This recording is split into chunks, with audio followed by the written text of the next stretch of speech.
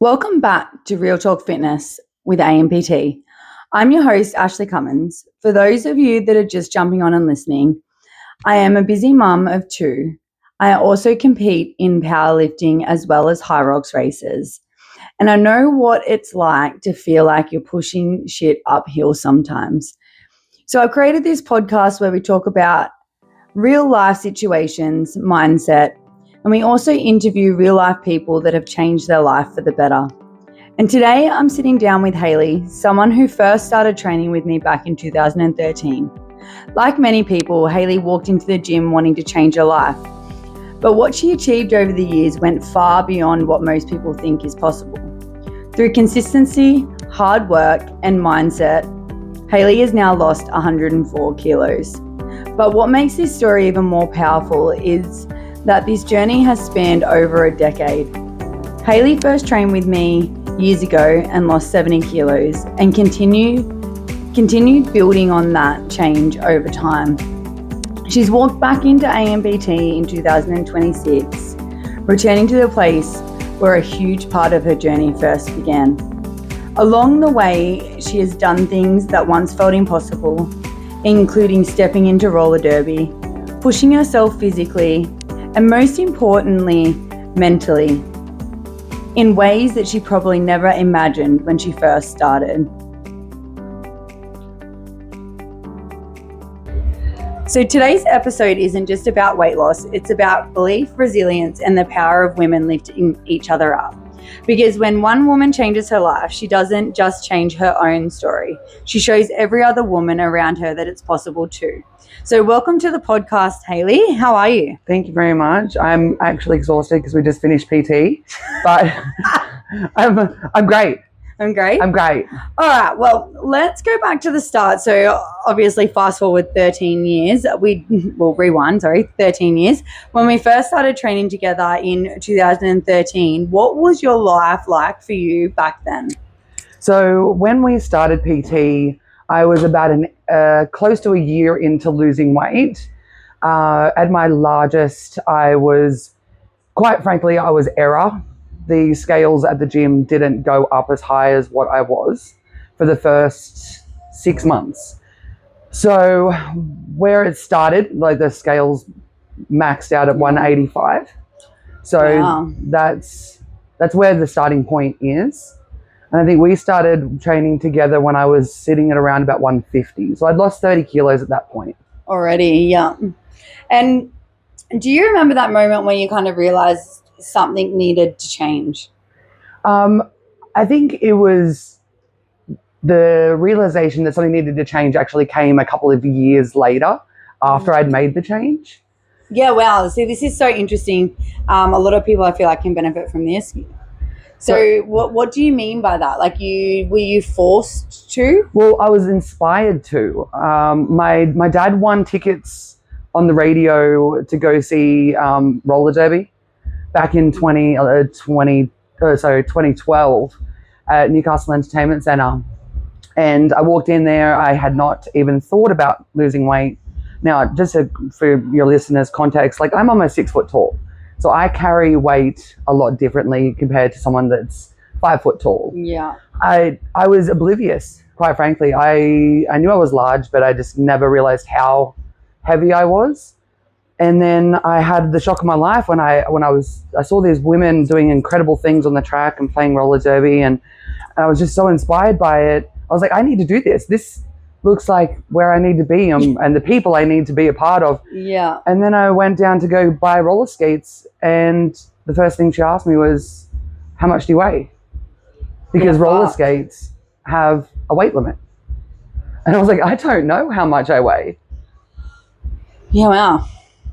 Wow. And so like then obviously you started the journey, but then you just said that like a couple of months later is when you realized that something needed to change. Yeah. So I guess you're inspired, but what mentally changed a couple of months down the track? I realized that a 22-year-old shouldn't have sciatica.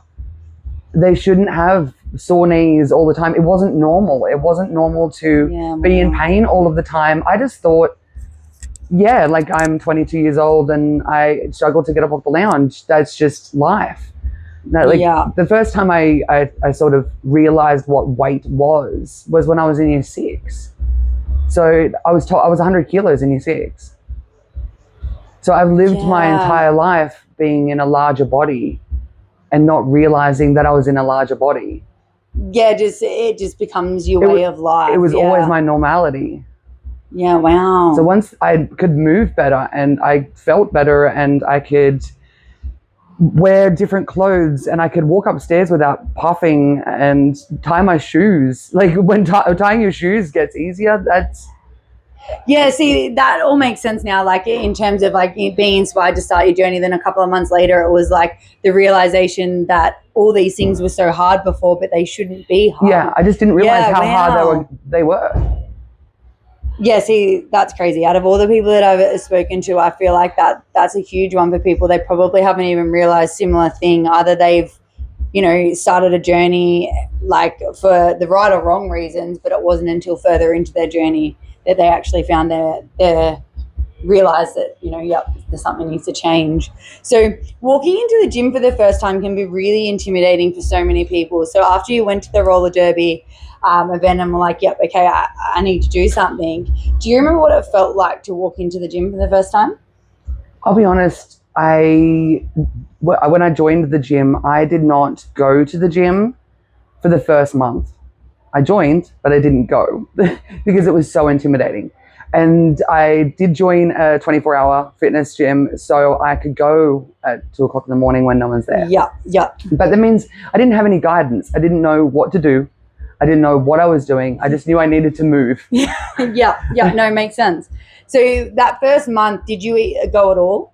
I tried. You tried. Yeah. What did you find came up? Because I feel like so many people that I've spoken to, even of recently, that might reach out to me now, they know that they want to, but they're so scared to start. Yeah. There's a big mindset jump that you have to make from going from inside your house to getting in the car dressed to go to the gym.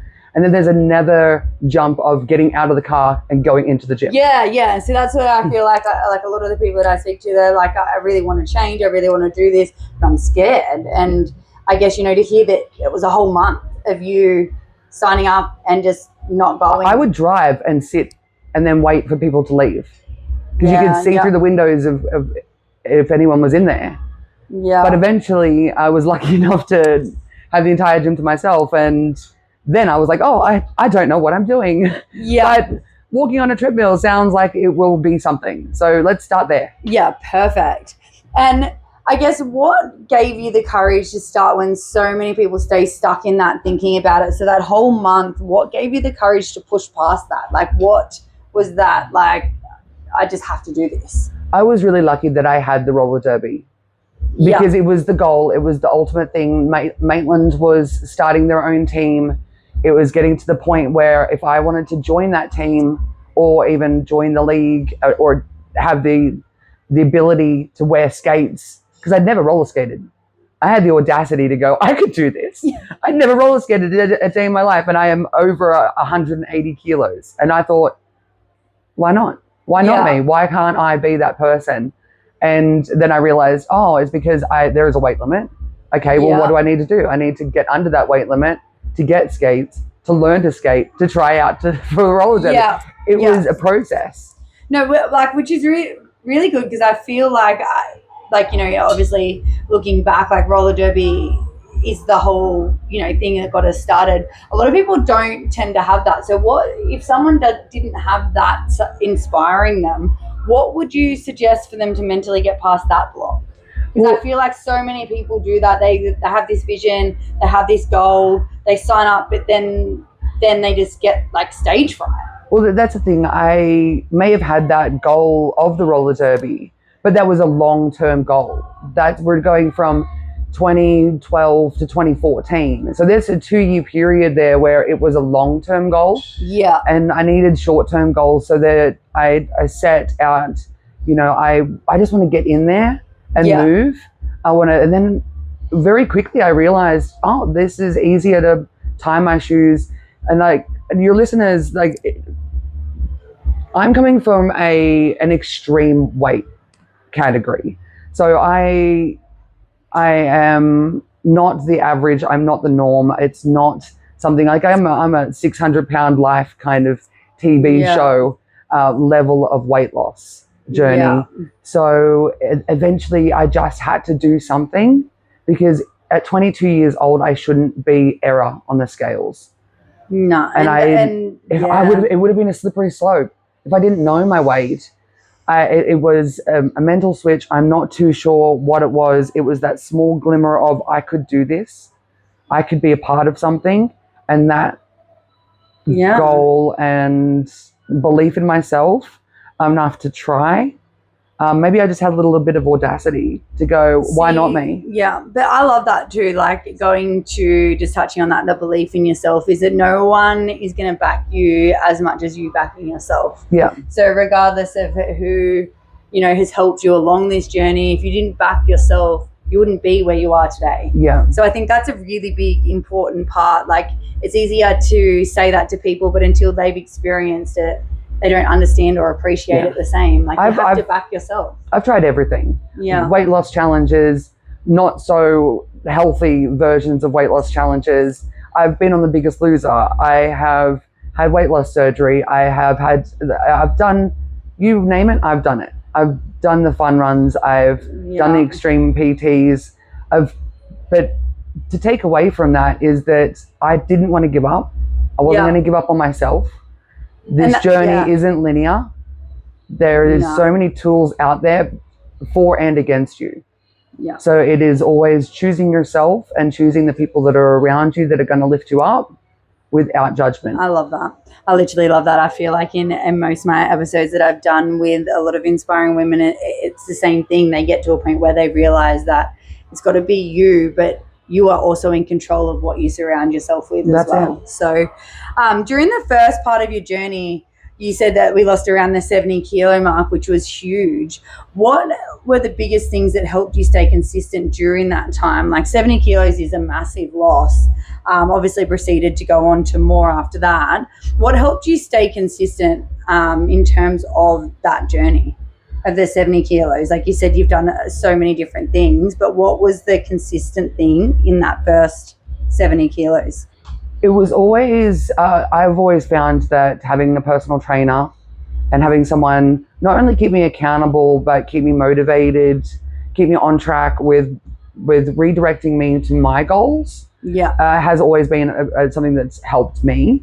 It has been a hindrance too. Not all personal trainers are built the same. Yeah. And I was finding different people like yourself and other trainers that I've had in the past that have inspired me, taught me things, because I feel like fright and nerves go away with knowledge. Yep, 100%. I definitely agree.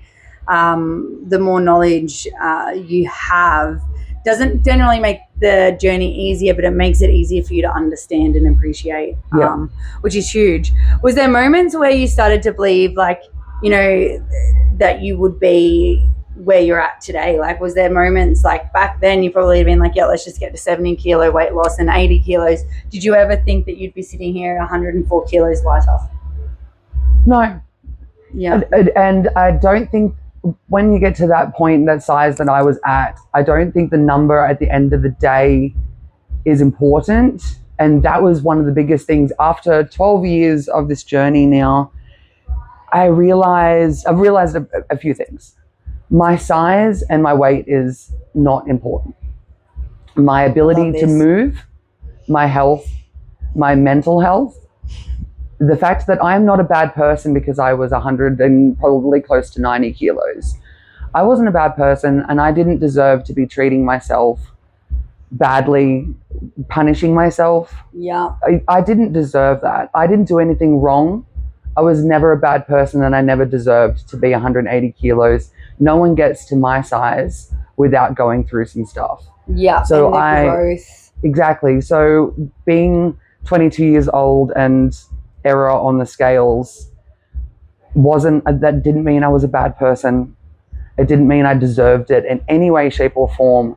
I deserved to be able to move and to be able to dress the way I wanted to dress and to be able to climb upstairs with out the absolute daunting task of what am I going to do when people are talking to me and I've got 10 stairs to walk up and I get to the top of the stairs and I can't answer their questions because I can't breathe. I'm dying. Yeah. I'm dying right now. And that's not how the body should move and feel comfortable. So I think taking away from that, the two things mainly is that I didn't deserve it. I deserved happiness and I deserved to be able to move, and that food's not the enemy. Yeah, they're the 100%. two biggest things that I took away from it. And the weight loss is one thing, but the mental transformation, just hearing you talk about that, is just as big, if not bigger, because without that, your body won't do what your mind doesn't tell it to, right? So learning to re-love yourself and learning to, not punish your body. How did your mindset change through this journey? So obviously from restricting and, as you said, doing all different sort of type of things, is how your mindset that you have today and the love that you have and appreciation for your body, it obviously wasn't always like that. What were the mindset changes throughout the journey? There was a lot of fluctuation. There was a lot of guilt. There was a lot of punishment. There was forcing myself to do things I didn't want to do because I thought that's what I needed to do because I deserved it. And that's why I really wanted to emphasize that you're not a bad person if you are living in a larger body. Because we get so much. The world is punishing you enough as it is. You get the stares, people look at you. You're in this body, you only get one of them. So if you want to feed it and move it and live in it, it's okay. You are who you are. And I think if you stop trying to grow as a human being, you stop living. You close the door on your potential of what you can be.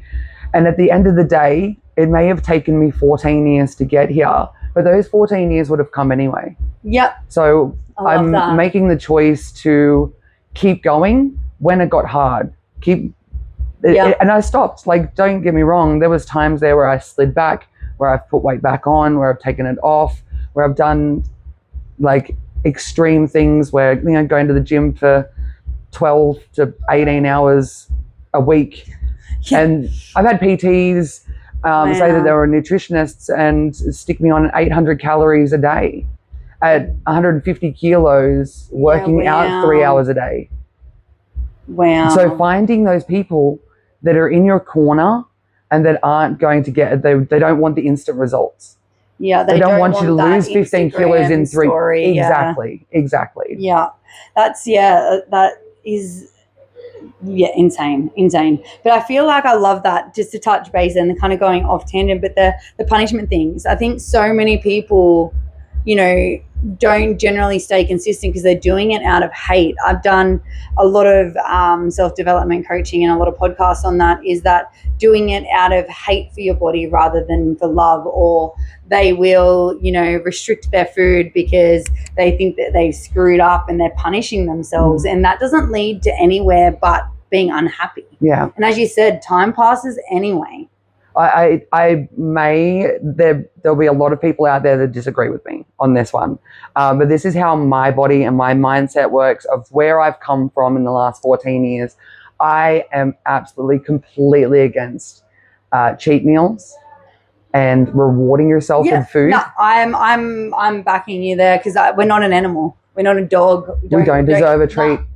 No, I 100% say that, is that people will be like, they'll do like a 4-week reset with me or whatever, and then they go, oh, I can't wait until after and have this. And I said, why? It's always going to be there. Like, you're not an animal. You don't need to be like, oh, good job, here's a chocolate. Exactly. That's where I agree with you. Where I found myself when I was at my heaviest was I would punish and I would restrict and then I would binge, because there's only a certain point. You've got to have food to live. It's like any addiction. If you restrict that and don't have those fundamental vitamins, minerals, all of the protein, everything like that, and then the mental side of it as well, then you're going to hide things. Then you're going to hide things from your family, hide things from yourself, have those addictive behaviors. And if at the end of the day, you have to eat. Yeah. You have to. So yeah, wow. It just circles back into like, yes, this is physical and yes, this is amazing. But I guess, being from the extremes and even if people aren't at this extreme point, is that it just goes to show like the mental transformation that you need to do to get through your journey to be who you want to be, not out of punishment, not out of anything like that, but become happier and love your body for who it is. Has nothing to do with the physical. Yeah. Like I've always said to people is that the easiest part of it's training. Like that's the easiest part. Like obviously at first, you'll go through like what we spoke about, challenges, but that's 40 minutes, half an hour out of your day, the mindset battle that you have for the next 23. Yeah.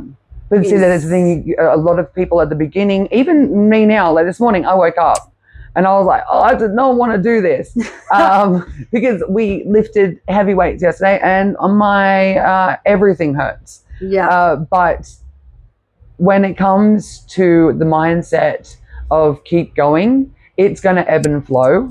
And I think if you don't give up on yourself and realize, I know some of your listeners are going to be disappointed to hear this, but weight loss doesn't come with happiness. If you lose 10 kilos, it's not going to make you happier. But working on yourself and choosing happiness, choosing the people that are around you, finding things that make you move or make you enjoy food that are going to make you happy. Yeah, that's what's going to increase your happiness. Working on yourself. I've seen psychiatrists, I've seen psychologists, I've seen occupational therapists, I've seen PTs.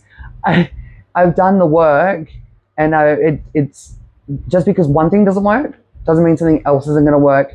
And I think at the end of the day, the consistency of not giving up on the belief that you deserve to live a good life is where success will come from. I feel like that's the highlight of this podcast is what you just said then, is I often talk to people about the monotonous treadmill or always moving that goalpost. I'll be happy when. Happiness doesn't start from anything external, the way we look or anything. It all starts with you. Like as you said, you're like working on you. I don't think your body and your size and your weight is the thing that's making you miserable. There's something else. There's something external out there that has either happened to you or you're doing or you're in a situation. Nobody wakes up one morning and goes, oh my God, I've put on 100 kilos. What, like, where did that come from? It's an external thing that you've built this wall of trauma. I use it as a term of trauma bricks. Yeah. Those trauma bricks have been given to me, and I created this wall around myself to protect myself with trauma that other people gave me. The other things happened to me. I didn't do those things. I was a good person, and I used those trauma bricks to surround myself with fat. Yeah. It protected me until I didn't need it anymore. And then I've taken those bricks and I've made a new foundation to be able to be stable, to be strong, and to be able to build something new for myself. Yeah. Instead of what other people or things that have happened to me in the past, it was thrust upon me. I had no control over that. Yeah. But of course, the person that is the fattest person in the room is going to be the one that's blamed for them being like that. Well, why can't you just not eat? Why? Maybe just... It's the way you learn to deal with it, the way you... And I always talk to people about past programming. It's a program that kept you safe. That's it. But you no longer need to be So kept be safe. proud of that person. Yeah. And if you're that person right now, then that's okay. She's survived. He's survived. He's done the thing. At the end of the day, you are here, and you deserve to be here. Yeah. And you have gone through the things, and you're now ready to move on. Yeah. And if you're not ready to move now, if you're listening to this, obviously something's changed. I 100% agree, and I feel like that change has to start for the right reasons, not seeking validation. I feel like weight loss journeys and like everybody that I'm bringing onto this podcast is so other people can hear it, that it's nothing to do with the physical side of things. It's really kind of not looking for validation in other people, giving yourself that validation that what happened and how you dealt with it was okay. It kept you safe now, but you also have a choice not to be that victim anymore. Yeah. And to take that ownership and, be, as you said, live the life that you deserve. Yeah. And that, and that's not saying that you're acting like the victim. you can take your control back of Yeah. what everyone else is, 100%. what someone else or the situation you've been in. You can take that control back. You are not a victim. Yeah. You are the result of what has happened. And yeah, I think people are so strong if they get to the point where they're my size and they've lived life and they've made it to this point of change. I think congratulations. Yeah. You've done it, because a lot of people don't. Oh. They never get to that point, or they go down a path of destruction that is not reversible. No, and it leaves them, as you said, like, this whole journey. It teaches you that you're always looking for an external thing to make you happy rather than finding it within. Yeah, 100%. Like always chasing that next thing or that validation from other people or whatever it might be that is giving them that dopamine. And that validation will come. Yeah. And be prepared for that. When you've got if you've got a big transformation ahead of you, you are going to get validation and it's going to feel good. People are going to notice your hard work until they don't. Until you stop getting those compliments. I love where you're going with this. Because it will stop. And then it almost, like, from my perspective, because it's such a large transformation, not only will it stop, then the comments start to change to, oh, don't lose too much weight. Should you not eat that? Maybe you'll slide back. Yeah, should you drink that? I did have a friend that said, look, I'll be honest with you, I need to step away from our friendship because I've always been the skinny friend, you've always been the fat friend. And now it's the opposite way around. I need to work on myself. Now, granted, I give her props for recognizing it. Wait, there's something wrong with me here. This isn't you. You've done the work, and I'm so proud of you. You don't deserve to be treated less than because I'm jealous. So I'm going to step away and work on myself because this isn't right.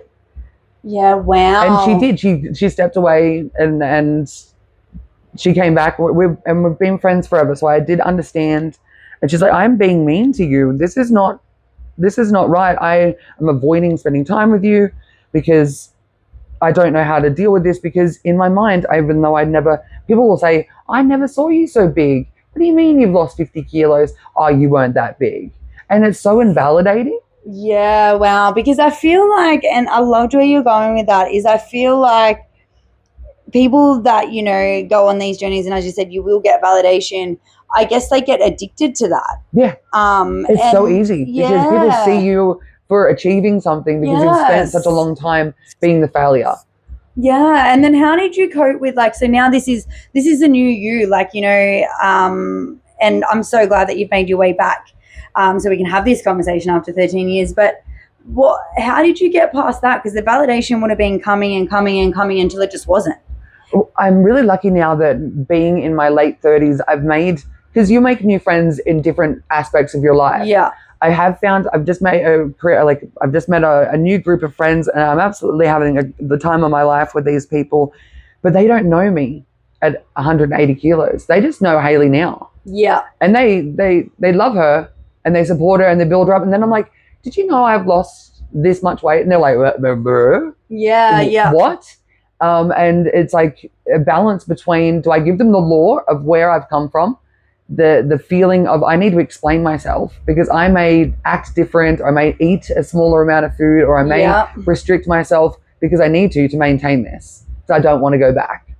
But also fresh start. Yeah, fresh people. I was just about to say, and then that way you're sort of getting yourself out of that validation trap and not falling into going, oh, well, now no one's noticing, I'm going to go do something extreme. It's like, no, this is my new life. Yeah. That's crazy. So let's go back into your story a little bit. You stepped into the sport roller derby. Yes. How did you go? How did you go with all of that? Obviously, that's what inspired you. That's what got the ball rolling. And obviously, we were there for 2 years and then you tried out. Where did roller derby take you? So with starting the gym and then losing the first 30 kilos, and then I did my first weight loss challenge where I fired my PT within a week. And that's where we met. Yes. Because the old PT decided that the 155 kilo woman deserved to run outside in January. Oh. Yeah. So, and I stuck up for myself for the very first time, and I said, no. This is not right. Do not make the 155 kilo woman run in public around outside in the middle of summer. It was just like, let's whip the fat girl and make her, like, people stared, people looked. I was exhausted. I'd only just started to get into this, and that's when I met you. Yeah. And I told you, this is what, this is the crazy idea I have. And you're like, let's do it. Let's just do it. Let's just do it. And I believe that you can do this. And then all of those goals were changing. Like, I want to get down enough to be able to get on skates. All right. Now I need to be able to have enough stamina to skate. Yeah. All right. Now I'm in a I'm training to do roller derby. There's a tryout period. There's a tryout. Like, there's a whole thing. People go, oh, you can't just put skates on and beat each other up. And for people out there that don't know what roller derby is, imagine rugby on skates playing chess at the same time. Yeah. If you haven't seen it, look it up. It's incredible. But it's very difficult. So, and then going into how my body moved. So I was obviously going to be a larger skater. I was going to be a larger player. So there's little tiny skaters. How am I going to use my power? Yeah. Where am I going to develop the power? Okay, I need to be able to move side to side now. I need to move faster. You need to be able to do 26 laps in 5 minutes of the track to pass your exams to be able to play the game. So I think I was really lucky to be able to find a sport that had these levels of attainability to keep moving forward. Yeah, that wasn't just about visual. Yeah, there were just these small things. Okay, now I need to be able to do this. Now I need to be able to do a knee tap, which is essentially just what are they called? The lunges. Yeah. Like basically like a traveling lunge, but doing it on skates. On skates, yeah. So you were like, okay, what are these movements? What are these movements we need to do, and how can we incorporate them so you're going to get better? And and you were only a baby trainer. Yeah, well, we're going back 13 years ago. Yeah, so I appreciated you listening, because the first trainer I had didn't. Yeah. And I think that's a big takeaway, is advocate for yourself and believe in yourself. And if you're saying no, that can be listened to. If you're like, no, I don't want to do this. I don't want to be running outside in 45-degree heat when I'm 150 kilos and I've only absolutely fucking like absurd. You can say no. That's okay. Yeah. It's not because you're lazy, and it's not because you're being fat, and it's not because you're not good enough, and all of these things are put back on the person. Yeah. When sometimes no means no, and you're allowed to say that. Yeah, and again, like I guess, obviously being a trainer for that long, is that I have always strongly believed, even when I first started, is I will never know somebody's body better than they know themselves. I know how a human body works, but that doesn't necessarily mean I know that person's human body through and through. That's it. So if you make someone keep doing something that they really, really hate doing, they're not going to come back next week. Fuck no. Then there's their journey. That's their journey done. Just because one decision to say, no, keep running. What are you doing? Yeah. Keep running. Oh, it's only 10 more seconds. And then all of a sudden you've ran 2 kilometers. It's 45 degrees. You're about to pass out. And now we know I've got a heart condition. Yeah. We didn't know I had that back then. And you just thought that, I was just treated like I was lazy when I wasn't. And again, it's getting back to what we spoke about earlier in the episode, is like punishment. And again, like the mental step back that you would then go into, it just, And what if I made that decision that day of, oh no, screw this, I'm out. Yeah. Where would I have been? Instead of going, hey, can I please have a different trainer for this 10-week training session sort of weight loss challenge? Can I have a different trainer because this isn't working?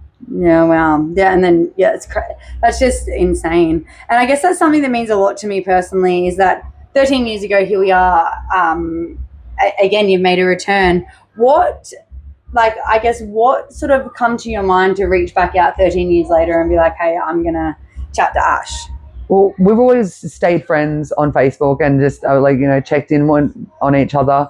I finished up with Ash only because I became a sponsored athlete in the roller derby. So I became sponsored by a gym, sponsored by a meal prep. And Ash wasn't at that gym. She was starting this, and it was mutual. She was starting this gym out here. I was going off. We'd reached our goals together, and now that I'm not doing roller derby anymore, and all of the weight is gone, I sat back and thought to myself, I want to move. I want to do the thing. I want to have fun. And now that my body isn't so hard to move around, I'm not lugging 180 kilos around with me. What do I want to do? And I thought, you know what? Ash will help me lug 180 kilos around by doing powerlifting. So make it make sense that now this is what I enjoy. I want to get strong, because I felt at that large weight, I was always intimidating. And I liked that. I liked that about myself. Yeah. And then all of a sudden now when I say all of a sudden, 14 years, like I said, 14 years are going to come no matter what. It does feel like it's all of a sudden. And now I'm 80 kilos, and people point out, you're like, you're not infallible anymore. I can pick you up and run. I was like, okay, that's not going to happen anymore. So I want to get strong. I want to be powerful. I want to be strong, and we're very early in on it. But I'm already having fun, and I think out of the 14 years, the takeaway is you deserve to have fun when you're moving your body, and just find it. I've done kickboxing, I've done Muay Thai, I've done roller derby, yoga. I hate yoga. It's very good for you, but yes, I was not good at it. Find something you're good at. Like, you should be able to move your body in a way that feels good, and it's okay to be good at something. Yeah, 100%. So I guess, like, if we were to reflect back on our conversation today, what's, like, I guess one, it's hard to give one, but what's one thing for anybody that's looking to start a journey that they can take away from our chat today? It's going to be hard. Encompassing everything, you deserve better. Yeah. You deserve to treat yourself better. You deserve people around you to treat you better. And it doesn't matter how much weight you lose, unless you start doing the internal work, it's not going to change. Yeah, I love that. Do the internal work, because you deserve a happy life, whether that's a happy life moving around in a 80 kilo body, a 60 kilo body, 150 kilo body. If you are living your life happy, healthy, and just being yourself, I think if your goals are to lose weight and you work on yourself internally, that will happen for you. If you're happy at a larger size, your body might just naturally like to be 110 kilos. You might be almost 6 foot tall. Most people would think, oh, almost 90 kilos, that's really heavy. But I'm almost 6 foot tall. Yeah. So for someone that's Ash's height compared to my height, our weights look so much different. 100%. But I am living my most authentic, happy, trying to be healthy, indulging sometimes, but not in a way to reward myself. Yeah. Because at the end of the day, everyone deserves to be able to live a happy, healthy life, whatever that looks like for you. Yeah. Yeah, I love that. I love that takeaway. So anyone that was listening, I feel like that's a huge, big takeaway, is the internal work also comes with the physical. Like, don't just look for that physical to fulfill yourself, because it'll never they both go together. Yeah, they'll never give you. They go hand in hand. Fulfillment. So thank you so much for sharing your story today, Hayley. I'm sure we're going to have plenty of other conversations to have down the track as well. And thank you for coming back after all these years. So I look forward to, I guess, seeing our progress. We're only in the early stages, and we've built so much already. Literally. I'm super proud this week. I'm super, super proud. Literally. All right. Thank you, my love. Thank you. And that's a wrap of today's episode. I really appreciate Hayley taking the time to talk about her journey, and most importantly, talk about the mindset in and around a huge transformation and reasons why and things that you might experience along the way. Stories like this matter because they remind people that transformation isn't about perfection, And a huge big takeaway from Hayley's story today is that it starts with the mindset, and happiness starts within you. It doesn't matter what shape, size, or what you want to do in life, as long as you find happiness within, the things that you want will come. And Hayley's journey is proof that real change takes time, and it's absolutely possible. You can rebuild your confidence, you continue to grow years later, and that is something incredibly powerful. But what I love most about this story is it shows the impact that by sharing this, that we can impact one person and maybe more. Because when one woman chooses to change her life and share her story, she becomes proof that other women can too. And that's the power of lifting each other up. So if things in this podcast have resonated with you, I'd love for you to share this with somebody that it might benefit.